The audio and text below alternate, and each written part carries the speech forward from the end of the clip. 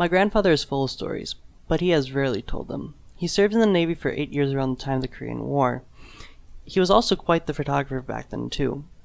He's made hundreds of slides from his photographs. Many of them haven't been viewed in over 50 years.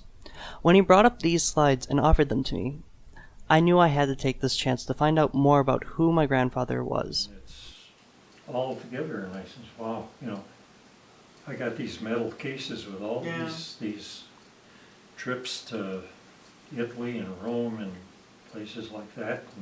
And, what good are they going to do me? I mean... My grandfather continues to go on about how he doesn't know what to do with these slides and goes on to explain how the slides have been sealed and how he wants to give them to me in order to see what I could do with them. Yeah, I don't know how many I have, but I used to take when you take and get these things back from Kodak back in those days, they were 35 millimeter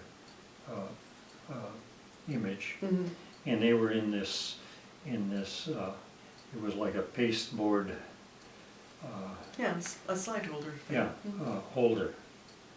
And then I took a lot of those out of that pasteboard holder, and I put them in between two pieces of glass, and then it had a metal thing, and after you got it mounted in there, after taking it out of the Kodak thing, you took and you ran this thing across there and it sealed it.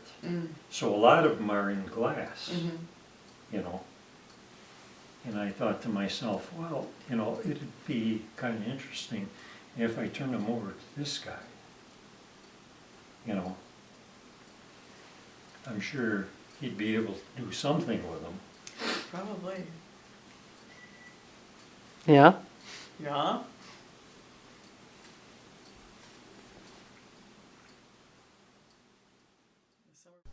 My grandfather finally agrees to let me have a look and see what I can do with the slides, and brings out one of his many slide cases. Now these here aren't any of the ones that I was talking about that I had mounted, but you see what I mean? Yeah. And I have them kind of categorized I see that. in all of these here, but I've got a bunch of these that are mounted in these glass pieces like this.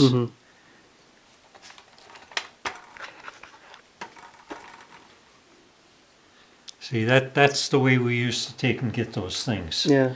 From Kodak. I don't know if you even Yeah, know. no, I Even it's so old, even the rubber bands are dying,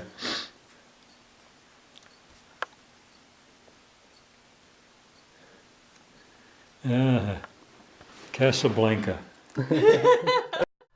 I was able to successfully scan all 215 of the slides contained in that box. But due to health issues and the nearing deadline of this project, I was not able to meet with my grandfather to discuss the slides. So instead, I will leave you with the story he told my mother during dinner about how he wooed my grandmother after he was discharged from the Navy. The office manager was the guy that did the hiring. Unlike when So anyway, I talked to him and he said, are you working right now? And he says, yeah. He says, I got a job over at Point Sporting Goods. Well, every year in July, Point Sporting Goods used to get a carload. Can you imagine how much ammunition in a carload? One big boxcar of ammunition. Shotgun shells, rifle shells, the whole bit. And these guys that I was working with, they were telling me, they says, geez, he says, when do we get this? He says, you're just gonna, you're gonna work yourself to the bone. They would bring that car in on a siding, Suline, They'd bring that in over there on a siding right over by the West Side Bridge, on that siding over there. and there was a railroad track that came by the mill, but it wasn't that close to the mill. Yeah, but it was a ways away.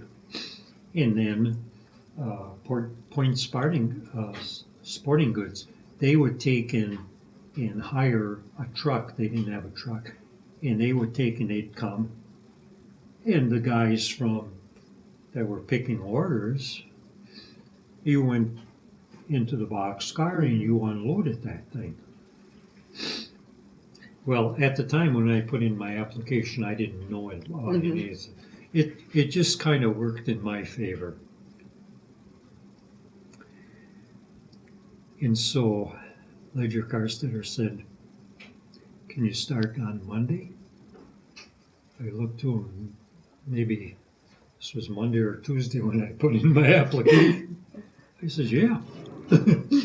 Yeah. I didn't know about this 2-week stuff. And by that time I had already made up my mind. Point Sporting Goods, no way. So I went over there and I told Hubbard, I said, I put my application in over at the mill, and I think I told him I think it was on Thursday. I worked Friday and Saturday. All the 2 or 3 days notice. Oh man, I'm telling you, he just went through the roof. He was a very, very loyal employee of Point Sporting Goods. But like I said, I thought to myself, I could take and be here for 15 years before I ever get a chance at going out on the road and selling, because they only had 3 salesmen at that time. And one of them was a neighbor of mine on Union Street, John Joseph.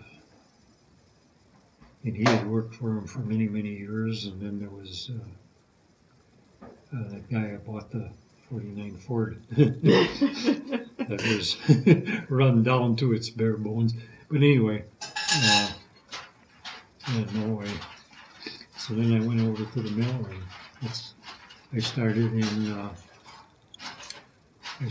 there in I think it was in August of 56. Yeah, August 56.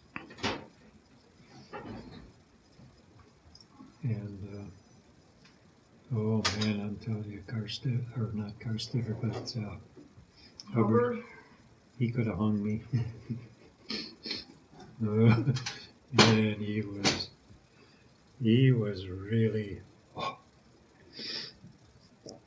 I thought, well, hey, here I'm a young guy. I'm out of service now.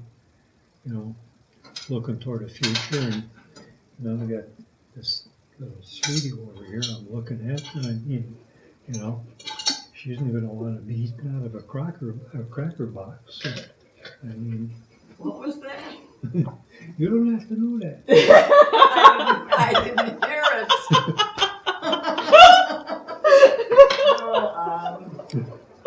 Oh man. In other words, you had to earn more money back because you didn't think I was going to live on a cracker box. Yeah, you got it right. Eat out of a cracker box. Yes, absolutely. Yes. And at that time, I didn't know whether, she was going to. And I was going to look at you twice. Yeah. But after, I think, 3.5 years, we finally said, she was probably thinking to herself, is this guy ever going to get serious? But like I said, I was having too much fun bowling 4 nights a week. What the hell?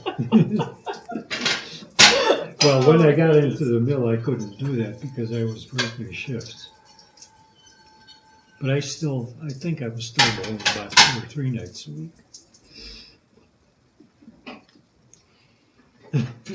All these kids, huh? Yeah.